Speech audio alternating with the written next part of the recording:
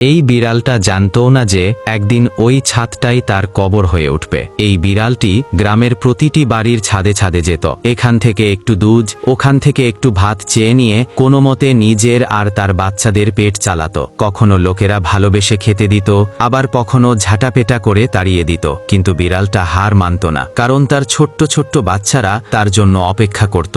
একদিন সে একটি নতুন বাড়ির ছাদে গিয়েছিল। সেখানে তাজা মাছ রাখা ছিল। বিড়ালটা সঙ্গে সঙ্গেই খেতে শুরু করলো। ঠিক তখনই বাড়ির মালিক ওপরে এসে পড়ল এবং রাগের মাথায় বিড়ালটাকে সজোরে একটা লাঠির বাড়ি মারল। বিড়ালটা ছাদ থেকে পড়ে গেল এবং মাটিতে এসে জ্ঞান হারালো। বিড়ালের বাচ্চারা সারাদিন ধরে তাদের মায়ের অপেক্ষা করতে থাকলো। যে কোনো শব্দ হলেই তারা দরজার দিকে ছুটে যেত, কিন্তু তাদের মা আর ফিরল না। পরদিন বৃষ্টি নামলো। বিড়ালটা সেখানেই পড়ে রইল, ঠান্ডা আর বৃষ্টিতে ভেজা। একজন প্রতিবেশী তাকে দেখতে পেয়ে মাটিতে ছোট্ট একটা গর্ত খুঁড়ে সেখানেই তাকে কবর দিয়ে দিল, কোনো শোরগোল ছাড়া, এক ফোঁটা চোখের জল ছাড়াই। কিন্তু তার বাচ্চারা আজও সেই ছাদটার দিকে তাকিয়েই ঘুমিয়ে পড়ে, যেখান থেকে তাদের মা আর কোনো দিনও ফিরে আসেনি।